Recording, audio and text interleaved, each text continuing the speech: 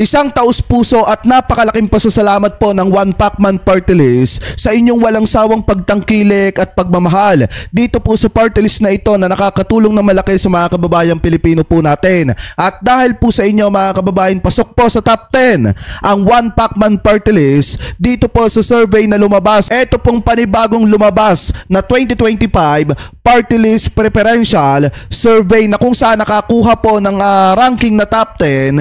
Ito pong One Pacman Party List. Isa pong indikasyon yan mga kababayan na ang One Pacman Party List ay minamahal at sinusuportahan ng marami sa mga kababayang Pilipino po natin. Dahil sabi ko nga po sa inyo mga kababayan, yung nagawa ng isang politiko or nagawa ng isang tao o kahit man party list yan po ay kapag ka napapakinabangan ng marami sa mga kababayang Pilipino po natin, yan po ay sinusuklian ng ating mamamayang Pilipino. So ngayon, ito po yung isang patunay na marami sa mga kababayang Pilipino po natin ang gustong manalo etong One Pacman Party List at talagang sinusuportahan po nila itong ginagawa ng One Pacman Party List na pagtulong at pagbibigay ng pag-asa sa mamamayang Pilipino. So ngayon, basahin po natin ito nakita nating post galing po mismo dito sa One Pacman Party List na kung saan ayon po sa kanila, mga ka-One Pacman, salamat sa tiwala. Ramdam namin ng suporta kaya tuloy lang ang pagkilos, tuloy lang ang serbisyo.